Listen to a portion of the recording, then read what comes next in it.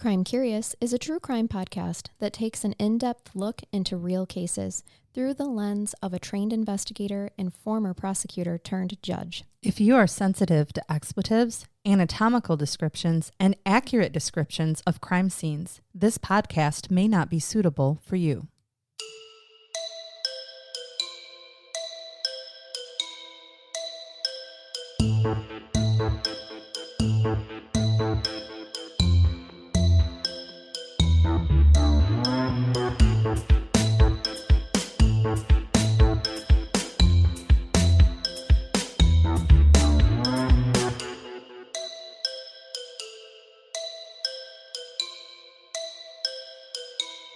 Welcome to Crime Curious. I'm Charnell. And I'm Megan.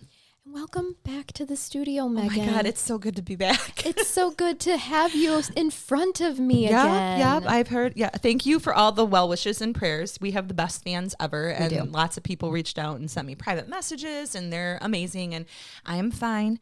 I was bumps and bruises and worried about some broken things, but in terms of lasting injuries, it's like, you know, a little bit of nerve damage, like sciatica and bruises and weird stuff on my like wrist that we can't figure out, but whatever.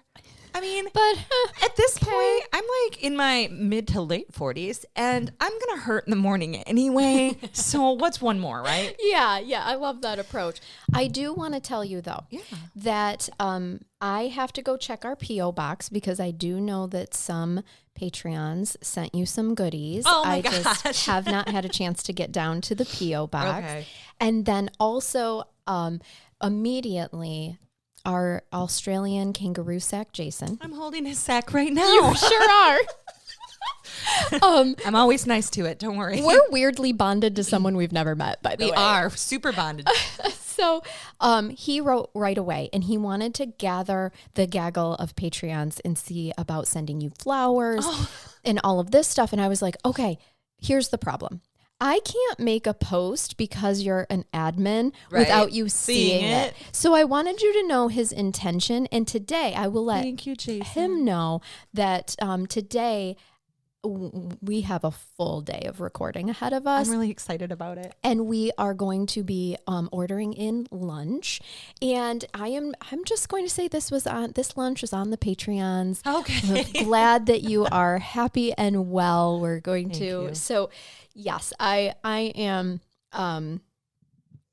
really, really happy. Of course, that goes without saying that you are okay. But I just wanted you to know that the intentions and what people offered and wanted to do for you, it just speaks to the type of people that we draw to this podcast. We have great people. Oh my gosh. Good souls, such good big humans. hearts. Yes. Even some of you that do stupid shit, we love you. We love you anyway. I'm not going to name names.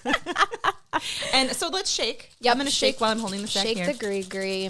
So I was able to spend some time while I was laying there doing nothing, finishing up my research, and I'm going to present a case that has been requested many times. I can't even name all of the people who've requested it. I did send a message to one and said, hey, do you want me to use your name? But at this point, because so many have requested it, I'm just going to leave it alone. And I'm not going to tell you it right away because I first want to give you a description of the scene that we're walking into. So if you don't mind, I'm ready to get started. I'm so ready. All right. So on a Saturday morning, January 11th of 1992. So we're in the 90s. We're in the grunge days, right? Little Stone Temple Pilots, little Smashing Pumpkins. Good days. In a smaller town called Cannon, Indiana, Don and Ralph Foley, who are brothers, they go quail hunting in nearby Jefferson County, where they spotted a strange object in a soybean field near Lemon Road. And just how wholesome and normal is this? We live in a small community. People go pheasant hunting and quail hunting. So they're out hunting quail, and they see this thing. Ralph's first thought was that the object, it did look like a body. But when you see things like that, your mind really wants to make up other possibilities because you don't want to believe that you're looking at a body. Of course. Right? I would find many things, like, is there a cow laying down? Yeah. What is this in the field? So he points it out to his brother, Don, and they go to get a closer look. And I know this sounds crass, but he literally thinks at first that it might be a rubber blow-up doll that somebody has thrown into the field and burned. Oh, God. But when he gets closer, it becomes very, very apparent that this is not a doll that they're looking at, and this is absolutely a human body. So I'm going to start you right off here again. Trigger alert. Yeah. So the body appears to be a female, because what they could see, there was panties. They could see some panties that this body was wearing. Other than the panties, though, the body was naked and extensively burned from the waist up, like beyond recognition. The legs of the victim were spread as if they'd been posed, and the arms were stretched skyward with clenched fists. As I mentioned the panties before, the victim appeared to be a young woman, but her chest had been burned so badly that it was really difficult to tell. Sure. I mean, back in the early 90s, it was likely if there were female panties, it was a female wearing them. We don't judge what people do now, but they're thinking female panties, it's a female. Yep. Okay? The most horrifying thing was just how her general appearance looked in terms of, and it's her face, you guys. Again, huge trigger alert. The eyes were empty, without color. The mouth is wide open, exposing teeth tightly clenched on the victim's tongue or what was left of it. And the scene is just extremely graphic, traumatizing, and frankly, brutal. Mm-hmm. So at 10:55 a.m., Chief Deputy Randy Spry receives a call from the Foley brothers. Spry was from the Jefferson County Sheriff's Office in Madison, and he headed out to Lemon Road to investigate this report. There had not been a murder in Jefferson County in over 3 years. So this is so similar to our county, and probably many of you listeners, where you get a murder, you get something like this where there's a body found, and it is big news. So he's skeptical of the Foley brothers' report at first. Like, there's no way I'm going to get out here and actually see that this is a dead body. Is it a prank? What is it? Well, when he arrives at the scene, he is horrified and immediately requests that the sheriff, Richard Buck Shipley, come out to the scene. And when Sheriff Shipley arrives, he is also appalled. And he obviously certainly seen dead bodies, but not one in this horrific of shape. He knew, thank God, that this was beyond the scope of the sheriff's office, and he called in the Indiana State Police for assistance. So I immediately like the sheriff because he gets to the scene, sees how awful it is, and says, yeah, I need help. I need an expert, right? Yeah. Indiana State Police Detective Steve Henry and forensic expert Sergeant Curtis Wells arrives at the crime scene just after 1 p.m., so we're a few hours out from discovery. And he records the crime scene as you would expect an evidence tech to do, an expert on these forensics. He does castings of tire tracks and footprints. He also looks over the body. And it's apparent from his training and experience that a flammable substance had been used to destroy physical evidence. And so he knows that there's been an accelerant used in this case to attempt to destroy this body. That's how this burning has occurred. So here's another trigger alert. He also examined, at least as well as he could in the field, the victim's genital area. And he noted that the panties had been pulled to one side and that the condition of this body, clearly female at this point, indicated some type of anal molestation, either prior or immediately after death. So Detective Henry discovers a melted plastic bottle containing trace amounts of gasoline that are laying in the weeds nearby. So now we found the accelerant. Yep. Just really, really good investigative work being done here. And when the coroner arrives on the scene, Wells collects hair samples from the victim and removes a ring from one of her fingers. Examining the ring free from the victim's hands, he discovers that it's a Jefferson High School class ring. So this is going to start to sound familiar. There's this fantastic book on this case, which I will give credit to now, called Cruel Sacrifice by Aphrodite Jones. And she notes in the book that the initial feeling among the investigators at this point is that the killing was the result of some type of a bungled drug deal. But they could not understand why the body had been left in plain sight if it was, because if the killer or killers had simply carried the body another 20 yards into the brush, it would maybe potentially not have been discovered for years. Wow. So the most plausible explanation was that whoever committed the murder had assumed the body would be rendered unidentifiable by the fire. And that's all either a direct quote or taken from Aphrodite Jones's opinion in this book. A Dr. George Nichols would eventually perform the autopsy on the woman found shocking injuries that would later corroborate the events and confessions that come out in the story that I am about to tell. Here's your major trigger alert. I'm going to give you the injuries. Ligature marks were found around her wrists, so she'd been bound. She had several lacerations to her head, neck, and legs. Her fingers were in such distorted condition that they had to be cut off in order to take prints. Her jaw was also removed so that the dentist could make a positive identification of her. The upper part of the body was covered in 3rd and 4th degree burns, and her tongue was protruding through clenched teeth. Lacerations to trigger alert. The anus and rectum indicated that a blunt object had been inserted at least 3.5 inches. In addition, the extent of the rectal bleeding showed that she had been alive at the time of the assault. Yeah. Most revealing of all was the discovery of soot in the upper airway, because this indicated that she had been alive when she had been lit on fire. Yeah. Mm-hmm. So you know what this is. If those of you out there have not figured it out yet, this is the tragically devastating case of Shanda Renee Sharer. Mm-hmm. Shanda's murder has been extensively covered, written about, created national news and media storm because of just the circumstances surrounding this, both that brutality and because of who the perpetrators are and what the motives were. Yes. So I'm going to give credit now to my sources, just so that I don't forget, because there are so many of them. The book, as I indicated, Cruel Sacrifice by Aphrodite Jones, which I will admit that I didn't read all of, but pertinent parts. My very favorite resource in this case is actually on crimelibrary.org, and it's a long piece by David Lohr, Lohr, called Death of Innocence, the Murder of Young Shanda Sharer. David does great work. I've used him for references for Crime too. Library, because he really gets in. I trust his work. Yes. And I still fact checked it, but a lot of what I'm going to get into, especially later here, is directly his research, and I want to give him credit for it because he did so well. He does a great Other job. than my citing and fact checking him, he's amazing. So Dr. Phil, because I don't know if you've ever seen any of his episodes, but they are fantastic on this particular case. That series that he did on this is called In Cold Blood, A Daughter's Brutal Murder. And there are very graphic interviews with the victim's family and also with some of the, at least one of the perpetrators of the murder, as well as Amanda Hevron, who I'll speak about in a moment, who wasn't ever convicted of anything, but the victim's family is very adamant that she played a part in this. Yes. And then also Deadly Women Season 2, Episode 1 on Discovery Channel. And the last one was Mean Girls from Midwest Crime Files, which you can find online as well. Okay.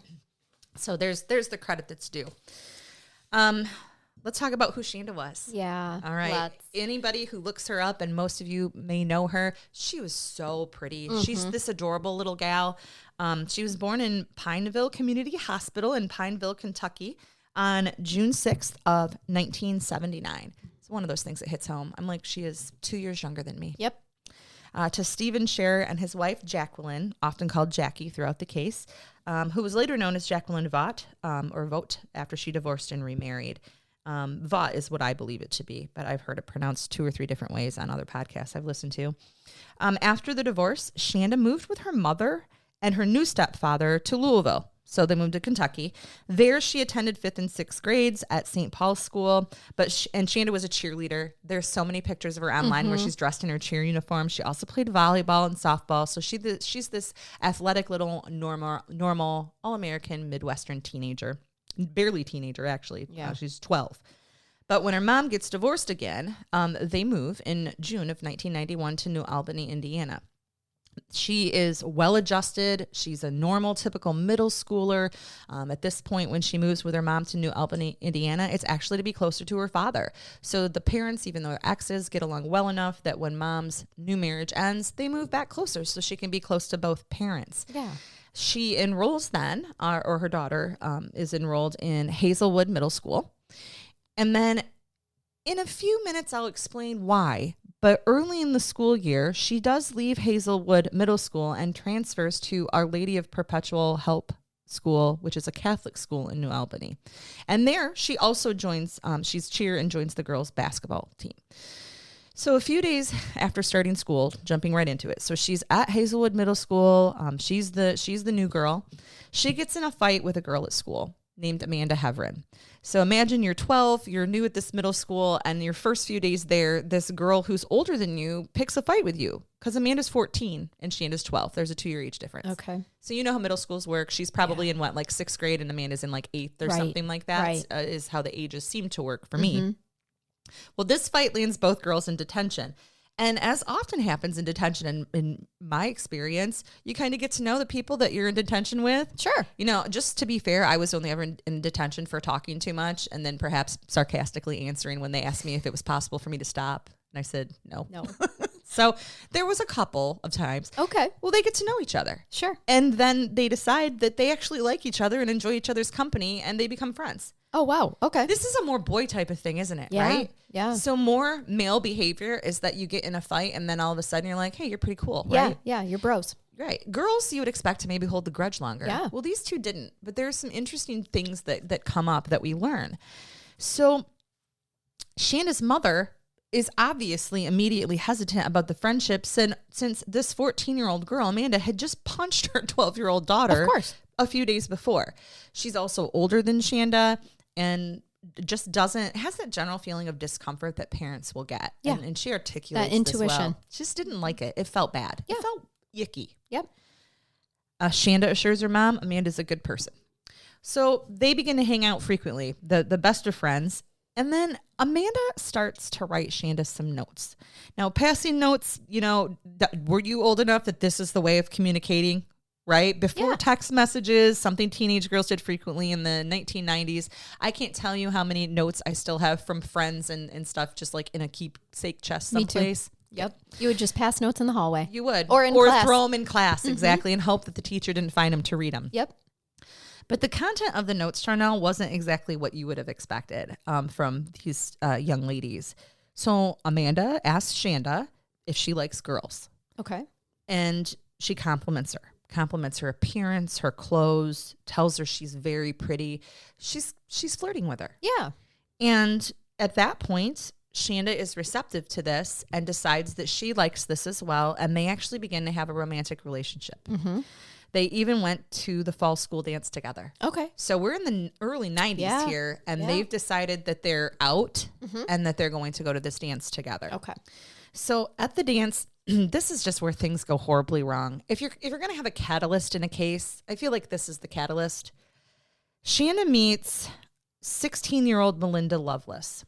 Mm-hmm. So Shanda's 12, Amanda Heveron's 14, and they're dating, and Melinda Lovelace is 16. Well, Melinda had been dating Amanda Heveron for about a year. Yeah. So she's even 2 years older. She's obviously a high school student. Yeah. I don't know how it was that she's at a middle school dance, but it just says fall school dance. So it could have been all the grades. Combined. Yeah. Yeah. And when I was in school, the middle school was actually 7th grade through 12. Oh. There wasn't its own middle school. Okay. We just had a high school. So maybe that's how it was. But Shanda, who's 4 years younger than this Melinda Lovelace, Melinda starts like screaming at her. She's treating this young 12-year-old girl terrible, and she's enraged that Amanda is spending time with Shanda.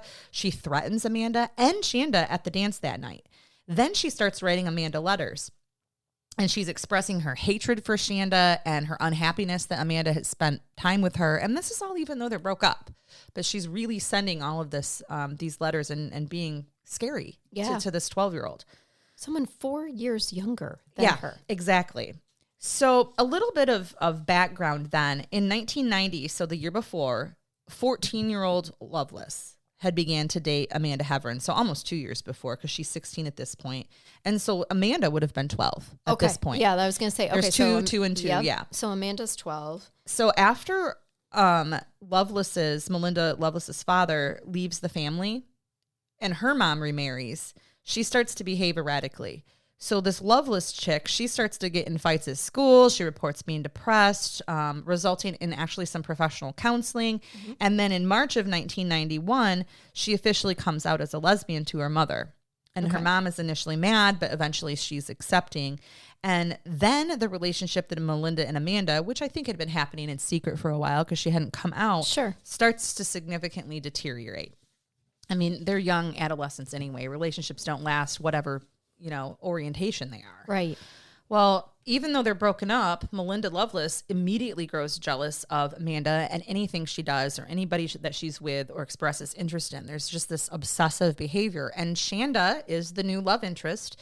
And this is what culminates in the school dance confrontation. Mm-hmm. She just can't take it anymore and is just so pissed and wants Amanda back so badly that whoever she's with is going to be the target of her anger. Mm. Taking a drink real quick. Have some coffee this Sunday morning. Yes, this Sunday morning.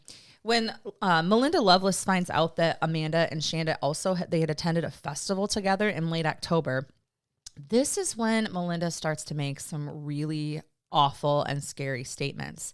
And remember then that she's making these statements long prior to the events that we're going to discuss today that leads to. Yeah. She starts to talk about killing Shanda Sharer. Wow. And threatens her publicly, at least on those two occasions, I believe. So she's concerned. Jackie is concerned about the threats, these issues that are coming up with Shanda. Of course. And then she's also concerned about her daughter's relationship with Amanda in general, because these threats aren't happening beforehand, right? They're all because she's dating this girl. Yes. And now this other, no offense, but crazy girl is coming after her 12-year-old daughter, making these statements and being scary. So she decides to transfer her daughter out of this school and over to the Catholic school that I mentioned, Our Lady of Perpetual Hope, in late November. So Amanda Hevron has stated since, jumping to more recent events, that she did give some of these letters that Melinda was sending, where she was making death threats, where she was threatening to hurt or kill Shanda Sharer. She says she gave them to there's two versions of this. One is that she gave them to her father, and her father turned them over to some youth prosecutor. And the other is that she herself turned them over to a youth prosecutor, which I find hard to believe since she's 14 years of age. Yes, she would not know what a youth prosecutor or anything well, maybe is, really. Depending on how much trouble she's been in, right? Well, maybe, right? That's good. That's a great point. Kids are savvy sometimes. They understand things like juvenile detention, and around here they call it the YOHO, right? Yeah. The shortened version of youth home. But she says the youth prosecutor never did anything about it as far as she knew. So just it gives you a weird feeling. I'm going to talk to you about who Melinda Loveless is. And I want to preface this with, when I'm going through explaining the perpetrators and about them, and even about some of the hard things they've been through, none of these, in my opinion, are mitigating or exculpatory, so I don't want it to sound that way. I just want you to have a full picture of what these girls were and who they were and what they'd been through. So the one part of this case that has always been interesting to me? Her last name. And we can get to that, right? Loveless. Here, let's explain. I'm going to explain to you who Melinda Loveless is, and that will resonate with our fans and audience even more. Sometimes the way that you come into the world and the names and things that you're given are a preface, in my opinion. Well, when I was younger, I had an orthodontist appointment down in Adrian and had my wisdom teeth moved from Dr. Fear and Dr. Pain. Yeah. This is what I'm saying. Legit. Yep. There are some things you set your children up for. There these are things. synchronicities in the world all over. So Melinda was born in New Albany on October 28th of 1975 and is the youngest of three daughters to Marjorie and Larry Loveless. To know Melinda, you need to know her parents. So Larry was drafted into the Army during Vietnam, and although he returned horribly emotionally scarred, he was actually treated as a hero upon his return. And as I've said before in other cases, with Vietnam, that's not always the case. Some of them were treated very poorly when they came home. His wife, Marjorie, described him as a sexual deviant who would wear her and her daughter's underwear and makeup. He would constantly cheat on her, and he was fascinated with seeing her have sex with both men and women, but was also horribly jealous when she would do that. Oh, okay. Yeah, I was going to say, at first, the wearing of undies and, that doesn't make you deviant, but she described it as deviant because, again, in that time frame, that's not something that was quote unquote normal or acceptable. Yeah. But it's, and just, to each his own. But then when you get into the other things, when you it's couple like, it then with the infidelity, the request or requirement that your wife be unfaithful and that you and then you get jealous about it. And then you're jealous about it. Yeah, that's not okay. So they did live in that same area in New Albany throughout Melinda's childhood. Larry worked irregularly, as it's described. So he's probably an on-again, off-again guy. Yep. For the Southern Railway after his military service. His profession allowed him to work whenever it was most convenient for him at that point. But interestingly, in 1965, he became a probation officer. Really? With the New Albany Police Department. Huh. He was fired 8 months later when he and his partner assaulted an African-American man. Oh, God. Who Larry accused of sleeping with his wife. Oh, Lord have mercy. Which there is some evidence to lead us to that he did sleep with his wife at Larry's request. Yeah. And then he became jealous and assaulted him. Yep. In 1988, Larry also briefly worked as a mail carrier, but he quit after 3 months. And most of the mail came home where he destroyed it. Oh, Jesus. So federal offense much? So he was carrying it to his home. That's it. He didn't want to actually deliver the mail. He just picked it up and took it home and burned it. Oh, my Lord. Mm-hmm. So Marjorie, Melinda's mom, had worked kind of on and off since 1974. When both parents were working, they were actually pretty well off financially. This is an upper middle class family living in an upper middle class suburb of an area called Floyd's Knob, Indiana. Someday, let's get some background on how that name was given to that town. All right, like making mental. I'm putting it in my notes on my phone right now. We're 12-year-old boys right now. Sorry, I just got to know the deets behind right. That. Well, it seems to fit because Larry's a classic knob. He's violent, he's abusive, and when he was making good income, he didn't even really share it with the family. He would impulsively, that can be a hard word, spend any money that he earned on himself and bought firearms, motorcycles, and cars.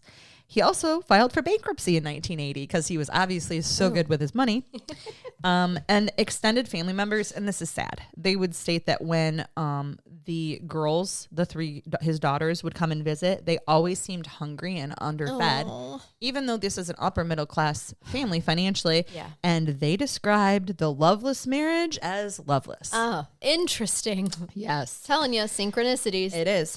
So the loveless parents here, they'd often visit bars in Louisville where Larry would pretend to be a doctor or a dentist, and he would introduce Marjorie as his girlfriend. He would also share her with some of his friends from work, as we indicated before with the nice African-American man that he assaulted. And she later reported that she found all of this disgusting. Like, she didn't want to do these things. She was forced. During an orgy that had occurred with another couple at their house, Marjorie actually tried to commit suicide. Oh, gosh. And unfortunately, she would attempt suicide several more times while her children were growing up. And they knew this was happening. Yeah. They had found her. When Melinda was 9, this is awful. Larry had his wife, Marjorie, gang raped. And then she tried to drown herself after. After that incident, she refused him sex for a month. And so his recourse then was to rape her while their daughters were in a different room, but they heard everything. Oh, gosh. In the summer of 1986, Larry and Marjorie went to a bar, and he wanted to take home 2 women that he had met there. And she told him no. So he ended up beating her so badly that she was hospitalized, and he was finally convicted of a domestic battery. Oh, good. So the extent of his abuse on his daughters and his other children is a little bit unclear. Throughout this case, you're going to hear some things that I think people think are mitigating when it comes to Melinda, but I'm just going to give you what has been claimed and testified to by some. So in some court testimonies, they claim that he actually fondled Melinda as an infant, that he molested her 13-year-old sister Marjorie's 13-year-old sister early in their marriage. So there was some evidence before there was any molestation alleged with his own children that he had molested would be his sister-in-law. Young sister-in-law. He also allegedly molested the girl's cousin, Teddy, from ages 10 to 14. Okay. Both of his older girls said he molested them. Okay. But Melinda did not admit that it ever happened to her. Okay. And there is speculation that she's protected him, and she's always protected him. Yeah. Both of the older girls reported that Melinda slept in bed with him until he finally abandoned the family when she was 14. So this is just 2 years prior to the events here that are going to occur with Shanda. Yeah. So again, I don't have any reason when to not believe her sisters. Dating Amanda, essentially. Right. She starts dating Amanda at the same time. She comes out. And again, I'm going to tell you some really interesting stuff about that too. So he's verbally abusive. We know this. He fires a handgun at one point in time in the direction of Melinda's older sister, Michelle, when she was 7. Oh. And then he would embarrass the children. This is so gross, Charnell. By finding their underwear, and when other family members would be over, he'd sniff them. What the He'd find pick up their dirty underwear and sniff their underwear. No. And so I love that this is classified as embarrassing as children. Why aren't people reporting this? Yeah, exactly. This is, I can't even track that logic of it being embarrassing This is how I'm going to embarrass you. That's not embarrassing. No. That's a whole different level. That is deviance. Correct. Right there. So Marjorie's right She when is. she's describing Larry as this. Absolutely. Well, beginning when Melinda was 5 and for 2 years, so from her ages of 5 to 7, as often happens, her family decided they needed to make some changes to all of the sinning that was happening. And so they become deeply involved in the Graceland Baptist Church. You don't say. We don't say. Larry and Marjorie gave full confessions about everything that had been happening. They renounced their drinking and quote unquote swinging while they were members. Although I have a hard time calling that swinging because I don't believe it was consensual. And to me, a swinger is a consensual sexual experience. Exactly. Right. Yep. Do not, Swingers out here everywhere like, this is bullshit. Everybody Exactly. consents when we have sex with each other's spouses. Exactly. No judgment, guys. No judgment. If it's consent, do your thing. Yep. That's always our caveat here. If it's consensual, then okay. Whatever no works judgment. for you. That's this right. was not consensual at all. Oh, but I do love now they're saying, wham, bam, thank you, ma'am. Just because you said it verbally. Now you're saved. Everything's fine. Well, and just to compound all this, Larry becomes a Baptist lay preacher. What the? Seriously? I don't Sometimes think I ever knew that. Bad people find so much Jesus sometimes that they change their profession. Too much Jesus. They become Jesus. They think they are I don't want Jesus. that to sound shitty to all of my Christian friends out there, of which I am one, who are like, anybody can be reformed or whatever. I'm sure there was a moment here where Larry could have been reformed when he joined the church and started going. But people who are psychopaths take things to extreme and use religion as the reason that they should be forgiven and then take off on this power trip. Yep. And that's what Larry does. They hide behind it. So he becomes a Baptist lay preacher. Marjorie became the school nurse. The church later... that's scary too. It is. I'm terrified. You've given me so much information that I never knew. By the way, thank you already. Good. Half an hour in. But good gracious. It gets worse. I just want you to know who Melinda is, because so many things have been said about her, and we're going to learn a lot more about her if you don't know it already. But I just think that this was, if of all of the perpetrators in this case, her background is the most interesting to me. And something's beeping, Charnell. It might be my phone. Okay. I think it is. So the church then, so this isn't just Larry and Marjorie. This is the church, which always causes me concern that the church in general is used as the terminology here. They arrange for Melinda, who is what, 5, 7, maybe? It's between the ages of 5 and 7 that this church thing is going on, to be taken to a motel room with a 50-year-old man for a 5-hour exorcism. What? The child needed to be exorcised. No. Of her DNA because her two messed up parents have... No.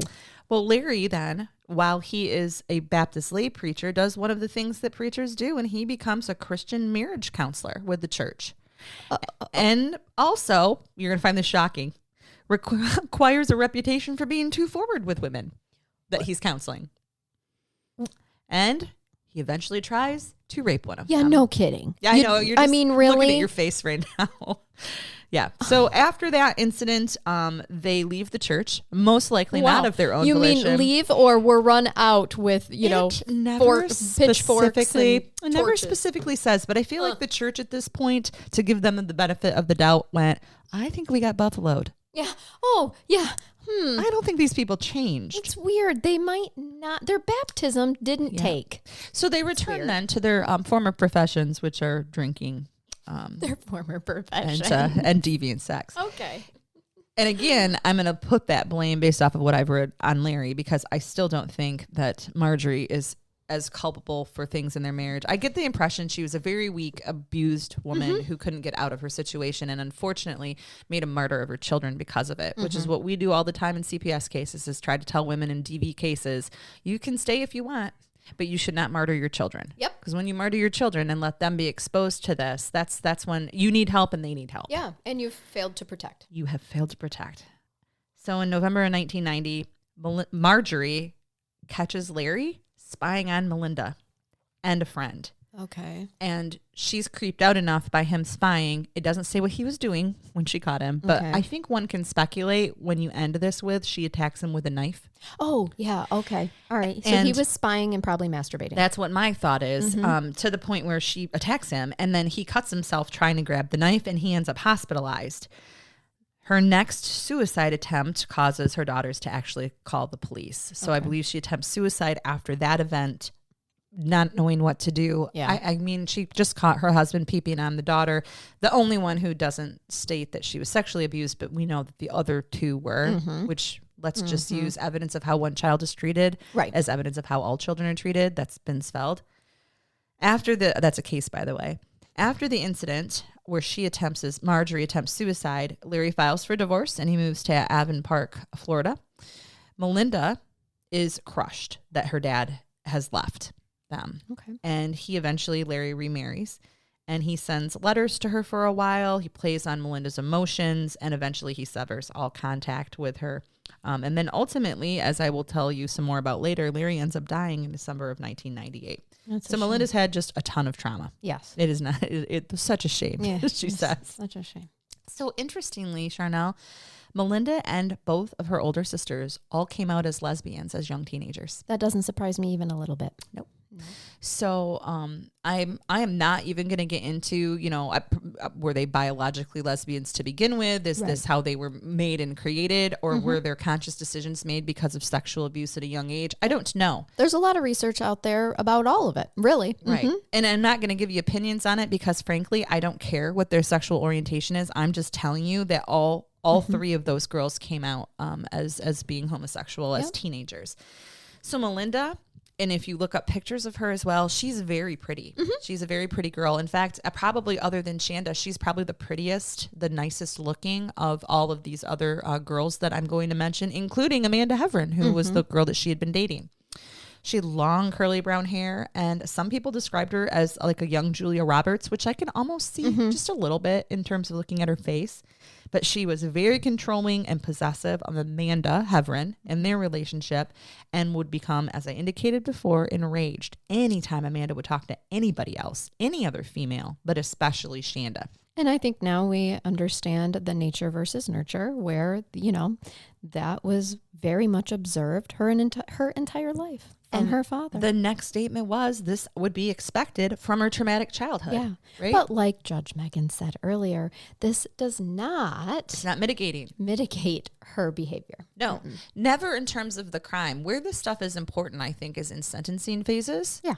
Because you need to know about the beast that has been created and how it was made and how do you treat it? Yes. Is there a possibility that someone like this, with everything they've been through and then done, could function in society again? And would it ever be safe for them to do so? And those are the things I want you to keep in mind as we're going through this. And the things that judges have to keep in mind when they're dealing with cases like this. We do, and often receive my, benchmates, as you'll see in this case and others, receive extreme criticism because one side is always going to leave court unhappy. Absolutely. Always. Yep. You cannot make everybody happy in a case. It's like being a referee at a sporting event. It really is. Every call you make, you're pissing off half the people there at least. You really are. You really are. And sometimes the parents are more vocal and they yell things, and that's where you are as a judge is really just a referee. Yeah. Right. So November of 1991 is when Shanda's mom finds the notes that Amanda and Shanda had been passing. Okay. And this makes it clear to her that the two were not just having a romantic lesbian relationship, but that it had turned physical. Oh. So imagine you found out not only is your daughter gay, which I don't know that she has a problem with, by the way, but that they're having a physical relationship and she doesn't like it. Okay. Amanda's 14. Yeah. Her daughter's 12. Yeah. I can see this. It doesn't, if that was a boy, she wouldn't be okay with it either. I believe that to be the case. There have been some statements made by Amanda Heavrin in a later interview that she indicates that Shanda had been involved with boys much older than her, so she doesn't understand why Jackie would even care.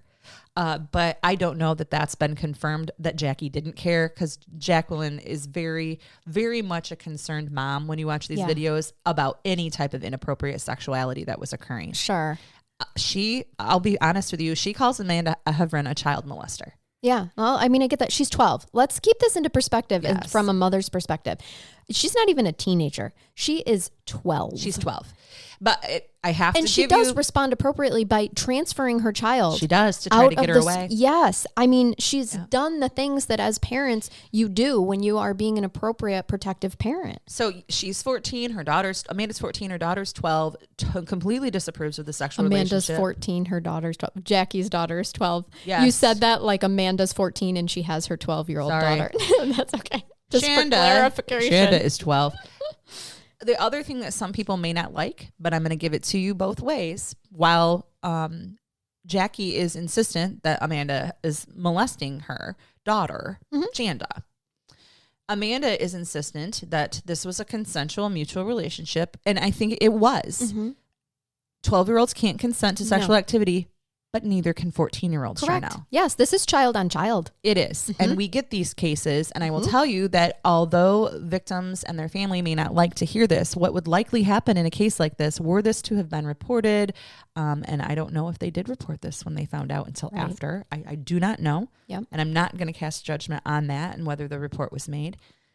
Likely there would be no criminal conviction on a case for child molestation or sexual abuse because it is consenting children within 4.5 years of age of each other. Right.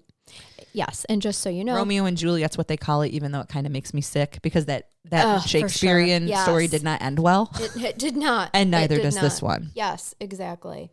And And we're no, both taking in a this, drink of coffee. we are in the state of Michigan, at least. I don't know if this is nationwide, but child on child is not something that Child Protective Services involves it with. It goes right to law enforcement. It does. And They law have to deal with enforcement it. in these cases may file a juvenile petition against the quote unquote offender, but then often they submit on both parties. Yeah. So I certainly have had cases where a younger person was considered to be the perpetrator on an older person as well. And these are juveniles. Right. I was going to say, because they're both under 13 and age. 14 or Yes. 13 and 15, anything under the age of consent. Yeah. So I just want to throw that out there. I am not defending Amanda Heverin at all because there are some things that come out here that make her highly suspect and unlikable in terms of the way that she behaves. Yep. As I indicated then, she... Not just does she, let's start that over. Jackie finds these notes indicating that Amanda and Shanda are clearly having a sexual relationship. But to compound it, Shanda has also started failing in school.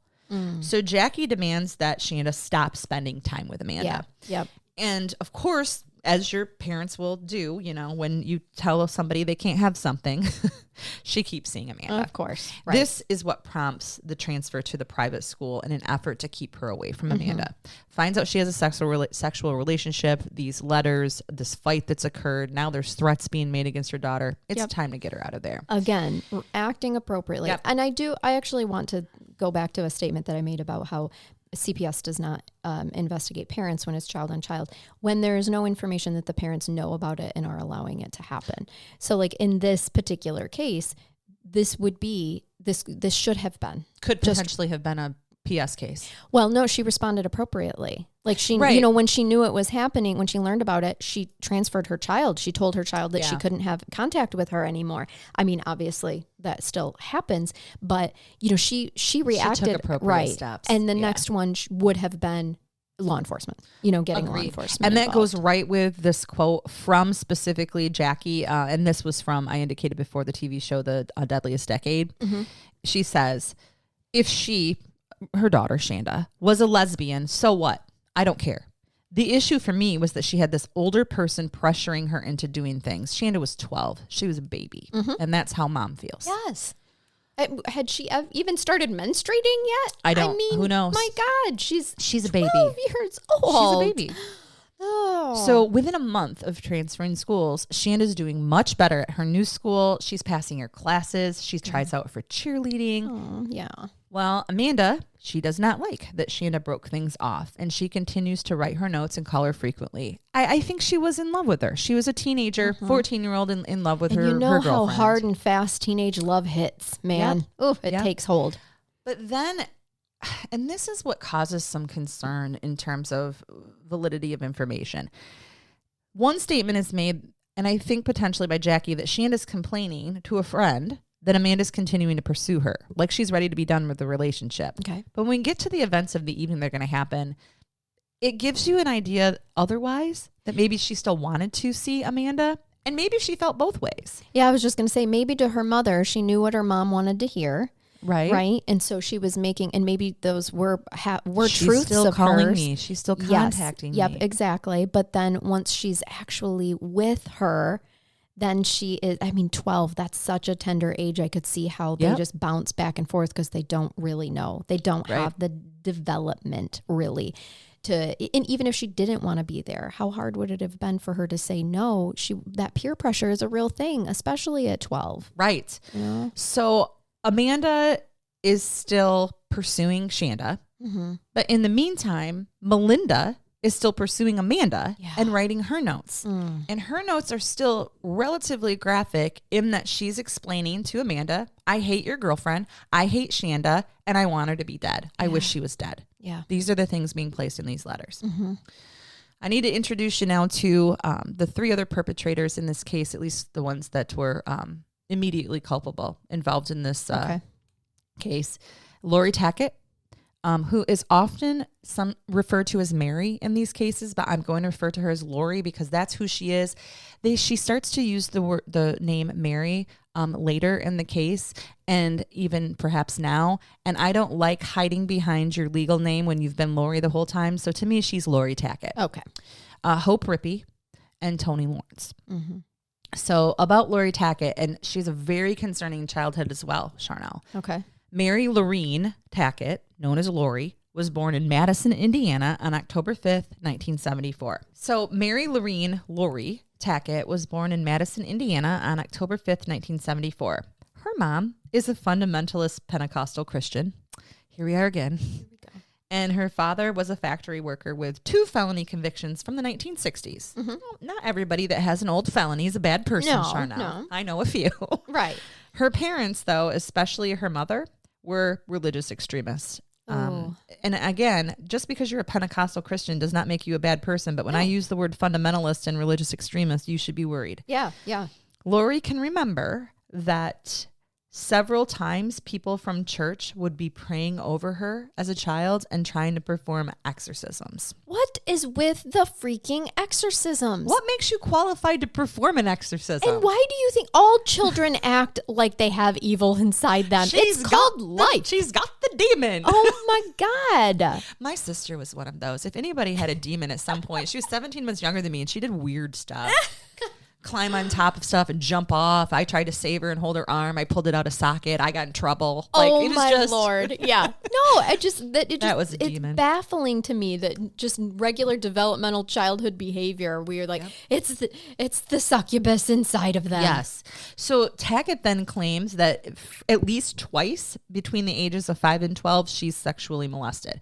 Okay. No indication of who or how or where, but simply that perhaps this was happening within the church that they were involved in. Why is this such a theme? This is, It is.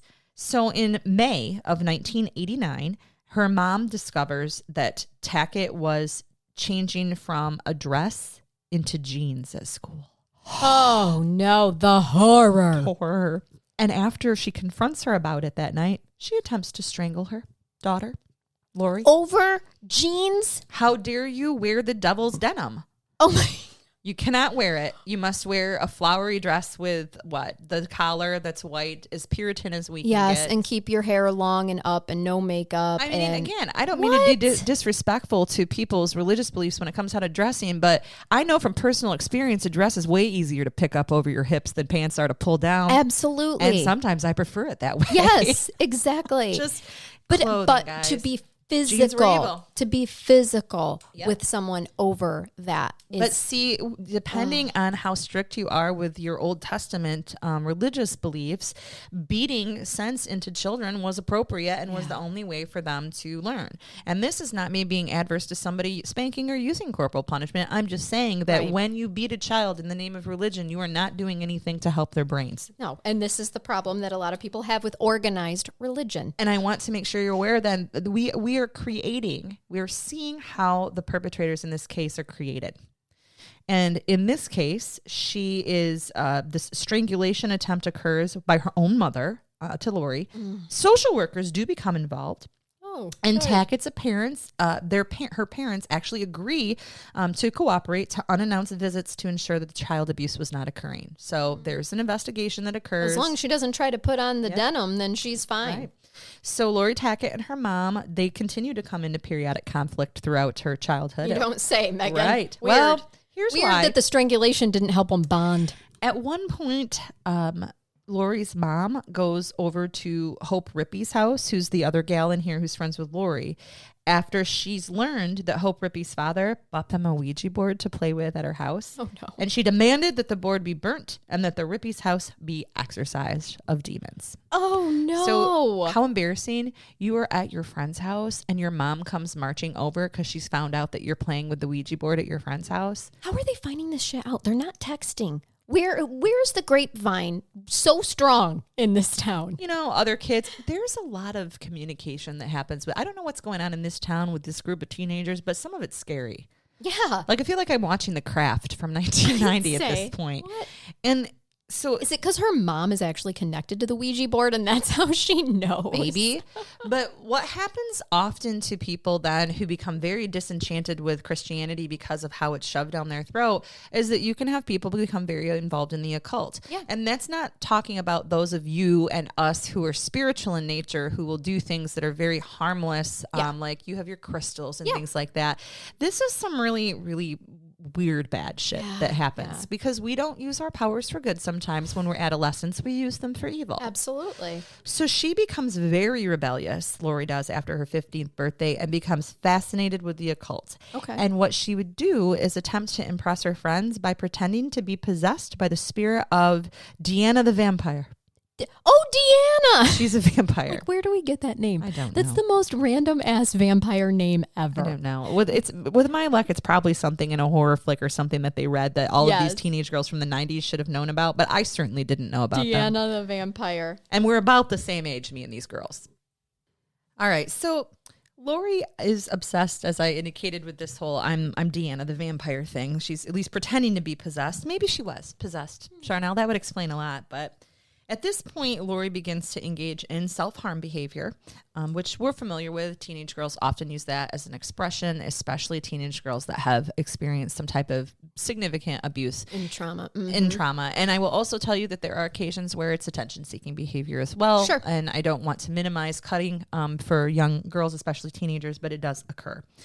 So especially after early 1991 is when she starts engaging in really the self-harm behavior because she begins dating a girl who was involved in the practice. So Okay, sure. her occult type practices. Well, her parents discovered that she was self-mutilating and they checked her into a hospital on March 19th of 1991. She was prescribed an antidepressant and released, as would be typical. And 2 days later, with her girlfriend and Tony Lawrence, who's going to come up here soon, Lori Tackett cuts her wrists so deeply that she has to be hospitalized. Oh, gosh. So we've gone from just a little bit of self-mutilation, cutting behavior to feel in control to what really led to, if not a suicide attempt, an accidental one. Oh, man. So after she gets treated for her wound, she gets admitted to the psych ward, as is appropriate, and she gets diagnosed with borderline personality disorder and also confesses that she's experienced hallucinations since she was a young child. Wow. And she ends up getting discharged on April 12th. So we have a really significant psychiatric diagnosis here for this young lady. She ends up dropping out of high school in September of 1991 because she had become obsessed with hurting people. Oh, no. That's not what you want to be obsessed with. It's not. And in fact, she also told someone, and I believe this may have occurred in prison. This was in the 1990s, The Deadliest Decade episode, that her destiny was to murder someone and spend the rest of her life in prison.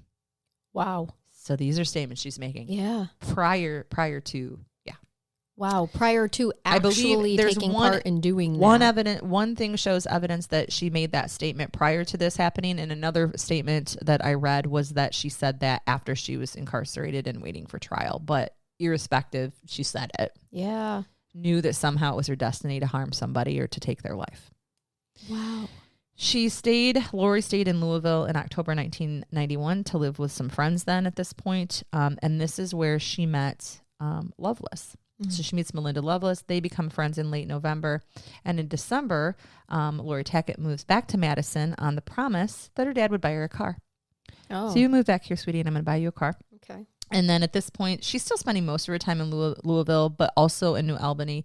And by December, she's spending most of her time when she's in New Albany with Lovelace. She's basically become her best friends. So these are these two girls I've just explained to you who have a significant amount of trauma, diagnosed mental illness, sexual abuse potentially for both of them, physical abuse for sure. These are the two new best friends. That is terrifying. A recipe for disaster. It is, absolutely. The term making of a murderer just kind of came into my head. And Doesn't then it? just for one, individually, I could see how they could individually deviate from society's norms based on all of that, right? But then you put them together, that is scary. There are people out there who think that Lori Tackett is the scariest between the two of them. Sure. And I'll be honest with it and upfront with you right now. These two are considered the ringleaders, or at least the ones who are in control of the situation out of all four girls that I'm going to mention. I could see that. Okay. Which brings me to Hope Rippey. Mm-hmm. And Hope's case is interesting at Charnell because she has connections to our area. Really? Yes. Okay. Hope Rippey was born in Madison, Indiana, on June 9th in 1976. So she is 1 year older than I am. Mm-hmm. Her family life was better than Melinda's and Lori's, even though her parents had divorced when she was younger. They actually ended up reuniting later. Her father was an engineer at a power plant. So her parents, when they divorced in February of 1984, she moves with her mom and her siblings to Quincy, Michigan for 3 years. No shit. So Hope Rippey lived in Quincy for 3 years, from 1984 to 1987, when her parents got divorced. Wow. And she would have been going to school here in Quincy, which is our neighboring school and a rival to my school where I went. And again, we're roughly the same age. Wow. She claimed that living with her family in Michigan was somewhat turbulent. Her parents actually resumed their relationship in Madison in 1987. So this is when she goes back. So she has spent 3 years here. She was impressionable. Follower? Is that maybe a good term for it? Mm-hmm. And her dad actually felt that Lori Tackett was the bad influence on Hope. Okay. So Hope and Lori had become friends, and he was like not liking Miss Tackett, who's scary, really. She would be scary to parent. I feel like you and I would be able to pick up on something like this too. Yes. Like, I don't like this girl. I'm loving the instincts so far from these more appropriate parents. Yep. So Hope is a follower. She suffers from low self-esteem. She's very susceptible to peer pressure in terms of not really a diagnosis, but an observation.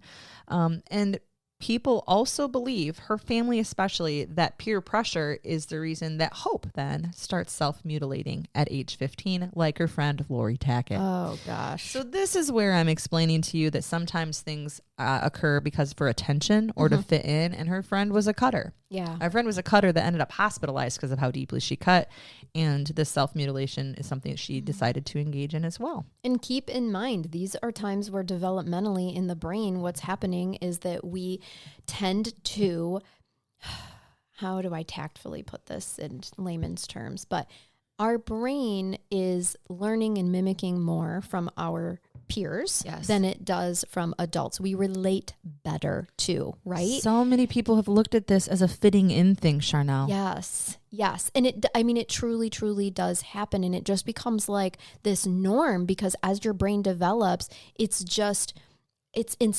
already by nature programmed to look at other peers that look like you, that are the same age as you, right? To connect with them and to model your behavior out of. And it's a vacillating, it goes back and forth. But then it just, before you know it, bad behaviors, or what our society would deem bad behaviors or habits and things like that, develop, and they become so normal that they're not looking around and seeing that other peers are not doing these things. You have so hit the nail on the head and described this developing friendship with these young girls. So Hope, she'd actually been childhood friends with both Lori and Tony Lawrence. So Lori Tackett and Tony Lawrence. Okay. She was not and did not know, she was not friends with Loveless at this point. She knew these two girls. So she reunites with them when they return to Madison. So think of it as being very young, probably like in kindergarten. She's friends with Lori and Tony, and then they move for a couple of years to Quincy, Michigan. And then when her parents get back together, they move back, and she resumes her friendship with these two girls. That makes sense. But at this point, her parents, who are back together, are like, this isn't the same type of friendship that she had with these girls before. And they very much disapprove and believe that Lori Tackett is a bad influence, and they are not approving of this friendship at this point. Mm-hmm. Tony Lawrence is the fourth girl. I have the least amount of information on her because, frankly, she didn't have a terrible like childhood. Her mother doesn't appear to be in the picture. Okay. But her dad seems like he's a great dude, a stellar dude. So she's born in Madison on February 14th of 76. These girls are all about the same age. Her father was a boilermaker.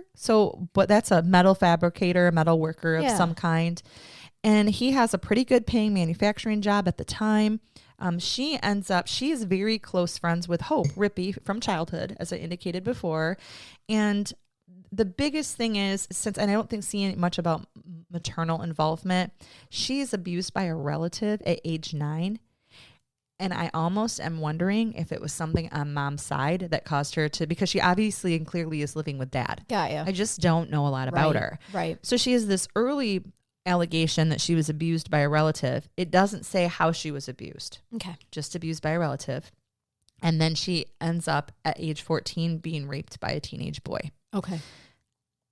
What happened after that sexual assault is that the police just issued an order for the boy to stay away from her. Oh my God. And we see these cases in juvenile all the time because it's and I hate this, I'm going to say it though, he said, she said. Yeah. So you've got teenagers. He's saying, oh no, she wanted it. It was consensual. She's indicating she was raped. And unfortunately, those juvenile cases will often be handled that way. Right. And it does make you sick because they're equally forcible. Rape is forcible rape. Yeah. Yeah. Absolutely. Huge difference, in my opinion. And you can disagree with me if you like, in terms of sexual molestation, CSC cases. If you were a couple of years apart and engaged in consensual sex, even though you aren't legally old enough to do that, that is just a completely different situation than a traumatic rape. Yeah. The trauma is different. It is. It's illegal because it's by statute that it's illegal. Right. The other is illegal in terms of the mens rea there, the intent that was involved in the physical violence, the sexual violence. And it is a violation of a human. Oh my God, yeah. That's much different than consensual. Correct. Mm-hmm. I'm not saying that there's not trauma involved in having consensual sex when you're too young to do so. And there are obviously going to be lasting effects as a result, maybe later in life. Yes. But completely different, as many of you, I hope, would agree and concur, between a violence, non-consensual touching of any kind. Absolutely. Do you think that maybe some of these girls became friends because they trauma bonded? Wholeheartedly believe that. They shared their stories, and except for Hope, I mean, she really, aside from her parents divorcing and moving away and then getting back together, Hope had the best childhood. Yeah. She wasn't, at least there was no allegation that she received any type of physical or sexual abuse at a young age, and she simply started self-mutilating at age 15. Most people believe, including her family, that was a result of her friendships. Tony goes into counseling after the incident, probably rightfully so. Her dad knows that she's been sexually assaulted, and nothing really happens with it. And then after the incident, she doesn't follow through. So she goes into counseling, but she doesn't follow through with the counseling. Okay. And I don't know if that's kind of a being raised by a single dad kind of thing. Sure. But could have been. Or just at the time, there was that stigma about being in therapy and counseling. There was. Well, as could be expected from a young girl, teenager who's sexually assaulted, she becomes promiscuous after that. Sure. Probably not feeling that there's much value in her. So the one thing that you can do to make yourself feel better is to start having sex with whomever and for whatever reason. She also begins to self-harm.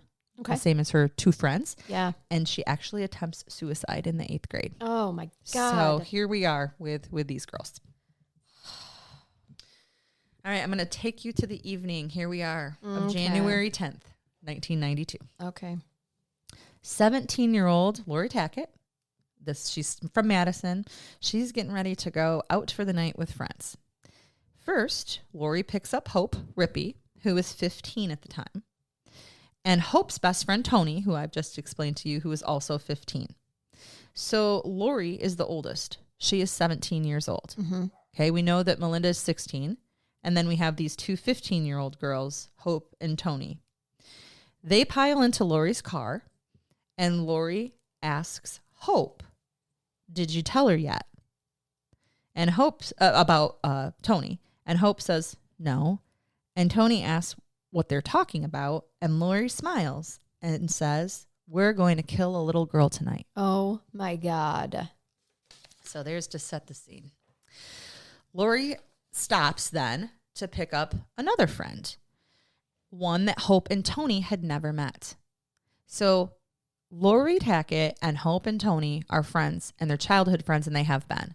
But Lori has become friends with this 16-year-old Melinda Loveless. And Melinda is the friend who knows and has the connection to Shanda and to Amanda Hevron. Yep. These other two girls, Hope and Tony, have never met Melinda. They've never met Amanda. And they've certainly never met Shanda. Right. Oh, my gosh. So once the four girls are together in Lori's car, so they've picked up Melinda, who's, again, as I indicated, 16, Hope Rippey gets told to drive. Hope is 15, and she only had her learner's permit. But she drives the car to Jeffersonville as directed by Lori and Melinda. Remember, she's been described as being a huge follower, right? Does what she's told. Right.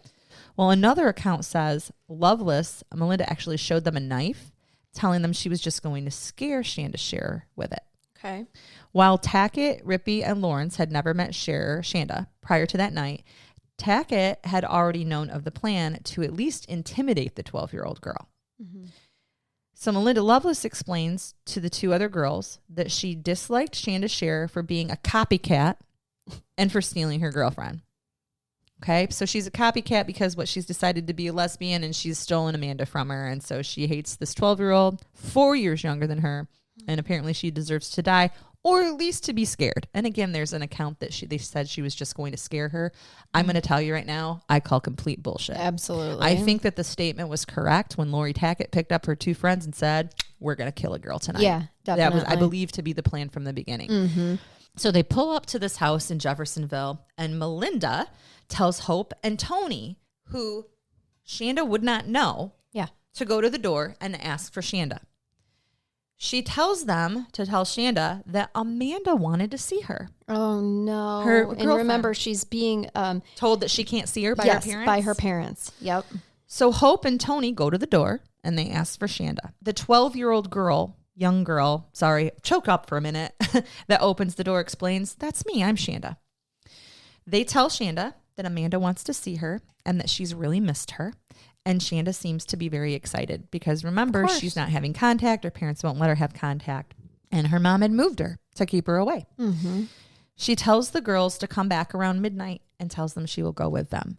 Shanda is staying with her dad at this point, okay? Mm-hmm. So mom knows a lot. Dad knows some of it.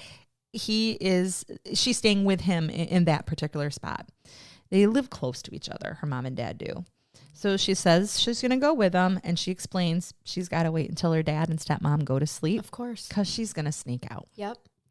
So the girls go about their night, and they actually go to a punk rock concert in Louisville, Kentucky. They just drive over to Louisville, go to a punk rock concert by the band Sunspring, which is at the Audubon Skate Park near Interstate 65. And that could have been where your night ended, girls. It could have been. It should have been. It was an innocent, in just fact, fun it got night. better for some of them because Tony Lawrence and Hope Rippey actually lost interest in the music and they went to the parking lot and started engaging in some sexual activities with two boys. Cool. In Lori Tackett's car. Right. Right. Hey, they're 15. Great night. Absolutely. They're exactly. It should have ended right there. It should have. That should have been the normal teenage night right there. Eventually, remember these two, they're along for the ride at this point. Right. They've been told we're going to kill a girl tonight. I guess you can decide now or think about it. You've said this, you've gone and talked to this girl, but now you're at a party, or at a concert, and you're partying with some boys. Do you really think that there's anything malicious that's going to happen at this point? Truly, I don't believe that they would think that that was really what was going to go down. I kind of feel like that too. And people may disagree with us, but I think if you're talking about just culpability, they don't know. At least two of the girls involved here Lori Tackett, who has picked them up, she's kind of a wild card anyway. Yeah, absolutely. She's crazy. Yeah. She's their friend, but she's nuts. I have 4 teenage boys, right? And I have seen time after time where they'll start off, they'll say, okay, I'm going over to so-and-so's, this is what we're doing. And then I get the text message of, oh, nope, change of plans, this is what we're doing. And kids are willy-nilly like that.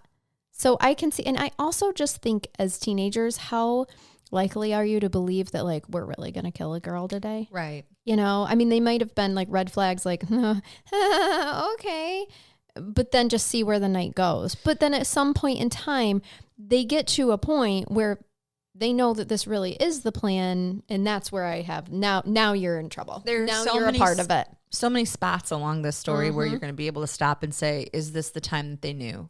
Should you have known? When do you stop it? What do you say? And that's why the psychology behind this case is so interesting and why people were followed this case so closely. Yes. How in the fuck does something like this happen with these girls? Yep. Other than what? The perfect storm? The perfect storm. It's like the making of a hurricane. Kids with childhood trauma like this don't typically go out and murder people. No. Think of all of the people we know who have these diagnoses who've been sexually abused. They don't go out murdering people. No. They don't.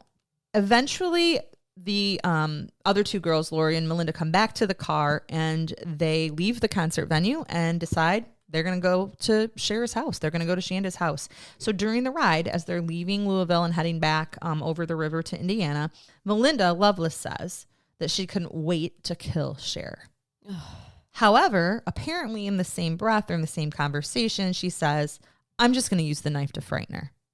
So I have 2 different stories in terms of, and this is probably likely based off of different confessions and interviews about what they believe was said in the car. Right. Okay. Anyway, irrespective, they arrive at Shanda Sharer's house at 12:30 a.m. And Tony, she refuses to retrieve Shanda. She doesn't want to go get her. Okay. This might be like red flag where she's like, wait. I think at this point they've shown up at the house and Tony, who potentially is considered the least culpable here, is like, I don't like this anymore because you just said you're going to kill her. Then you said you're going to threaten her. And now we're actually here. Right. Like, oh shit, it just got real. Yeah. Okay. So Hope Rippey and Tackett, Lori, end up going to the door. Okay. So remember, Melinda Loveless isn't going to go to the door because Shanda would never have gone if she knew that she was there or in the car or anything. Nope. And why would she have gone with these girls she doesn't know? You guys, she's 12. Yes. And somebody just told her she gets to go see her girlfriend who she's been kept from. Exactly. It was a terrible choice. It was a 12-year-old adolescent brain choice. Right. Underdeveloped brain. Exactly. Just going from a want, not a place of logic. Exactly. So Loveless is hiding under a blanket in the backseat of the car, potentially with a knife. So here we have Tony saying, I'm not going to the door. Hope and Lori go up to get her without hesitation. No problem. Hope actually goes inside and helps Shanda pick out an outfit to go see her girlfriend while Lori returns to the car. And she tells Melinda that Hope was bringing Shanda, and she actually helps Melinda to hide in the backseat under a blanket with this large butcher knife that she has. Hope and Shanda get into Lori's car then, and they head towards a place known as the Witch's Castle, which is a burned out stone building in Madison. God. So she's in the car now, but she doesn't know that Melinda is in there. Yeah. Oh my gosh. Yeah. And at this point, I'm going to go ahead and let you know that I'll finish this in the second part. We're going to stop right now. Oh my God. I didn't even know that. So Jesus. Well, I have a lot more to talk to you about. There's a lot here. It's not just the crime, Charnell. It's getting into the pleas and the whys of this. And so I think it's a good stopping point. From your perspective. So just so you guys know, with as heavily as this has been requested from our perspectives, I volleyed this one for sure to Megan, like immediately, because I like your interpretation. You're going to go into the legalities of things. You went into the psychology of things, which I would have as well. But this is one that just for some reason has always stuck with me. And it's a trigger one for me. It's struggling for so I appreciate, but I have learned so much just in part one, even all the times that I've heard this. So I appreciate you and the way that you have went through this so much more clear than other things. And I'll put this out there too. to those of you that have heard some different events or have some different opinions, I welcome those. So if you think that I am incorrect in how I'm explaining something, let me know. This case, again, was so highly covered, and there's been so many different documentaries and podcasts, and I want to make sure that you're aware that a lot of what I based final decisions on for this case had to do with either court transcripts or actual court hearings and what was stated in court. And that's not to mean that people don't lie.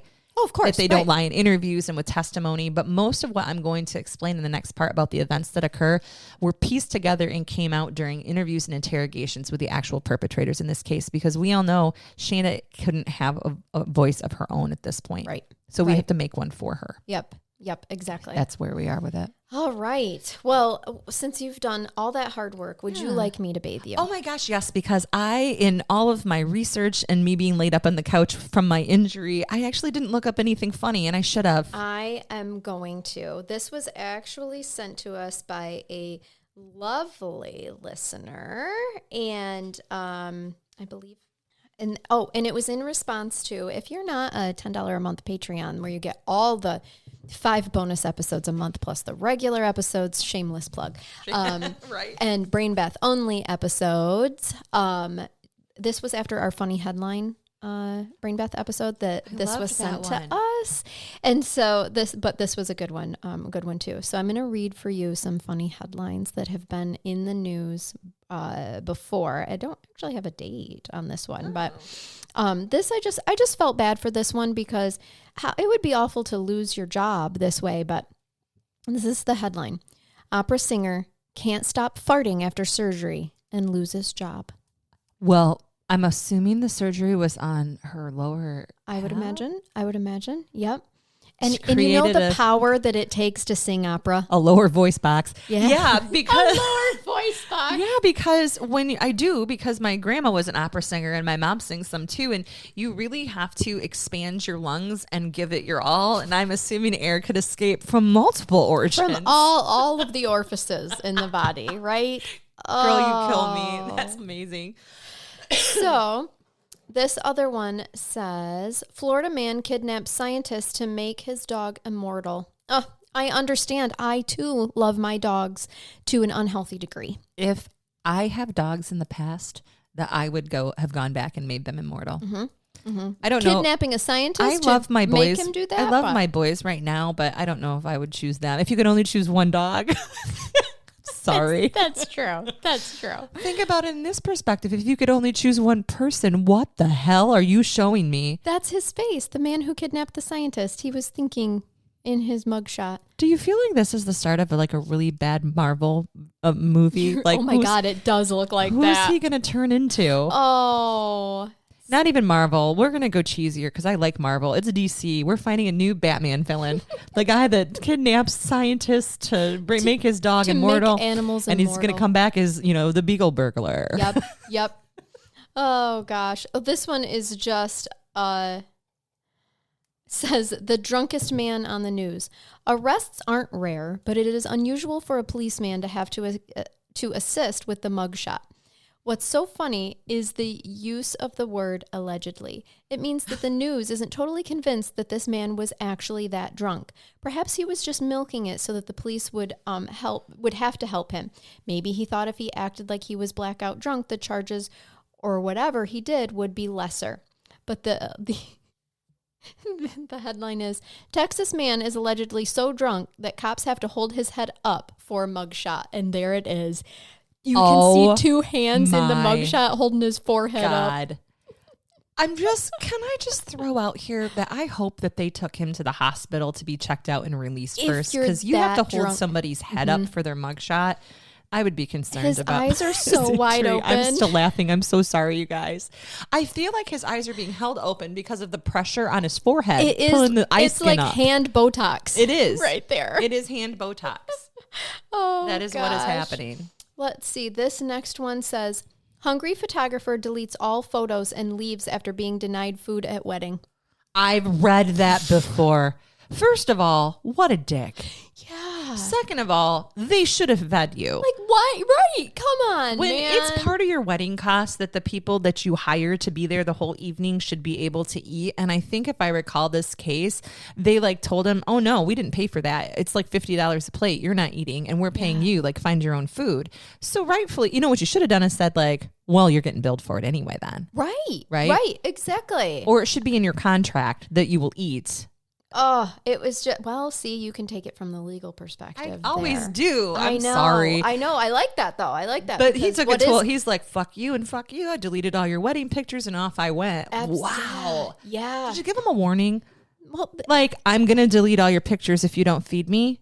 can we consider maybe some medical reasons why we would need to eat, right? Your sugar. Right. Sugar levels. Also, You're just diabetic. right. Yeah. And some people are just plain I get hangry. hypoglycemic. Oh my God. That's the main reason. Who wants somebody angrily taking their photos? First of all, they're not going to get your good side. No, definitely not. I want my photographer to be so happy that they only take pictures from just above at a slight angle. Yes. So I look Tilted. thinner. Absolutely. And only from the left. Right, And right. Exactly. No, they're going to actually do the ones that make your nose look gigantic, make you And look like you add have a big chins. forehead. Add Yep, the chins. multiple chins. You're like, yes. I only have 2. And why do I have 5 in here? Or it's only photos of unflattering pictures of you bent over or something. I mean, Correct. all those bad I mean, the moments. flattering ones of me bent over. Feel free That's to take. fine. Yeah. With the lighting being good. Right, Yeah. you're like, tasteful lighting. My ass looks great in that picture. Oh, I know we've said this one before, but I'm going to end on this one because it's still just so funny. Okay.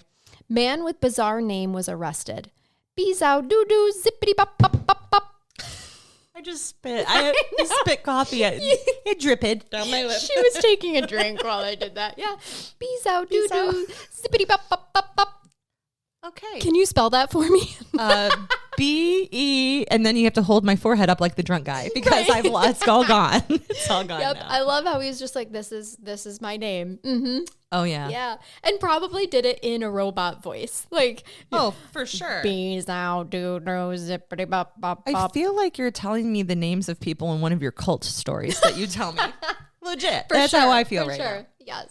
So there you have it. All Well, right. I can't wait for part 2. If you're a Patreon, you get to just jump right on over to part 2. If you're not, you have to wait 7 days for Megan's perspective on all of this and the legalities and stuff. But you'll be fine. Absolutely. Yeah, it's all right. But again, shameless plug. If you're somebody that doesn't like to wait like me, you can always throw that money down and come on over and listen. Absolutely. And also then instantly get access to hundreds of bonus content. That nobody other than the Patreons get to hear. For sure. We've been doing this for 3 years, you guys. Right. The amount of content that you have to binge when you join Patreon is ridiculous. So, all right. Till next time, y'all. We hope that you keep it curious. And keep listening. Bye-bye. Bye-bye.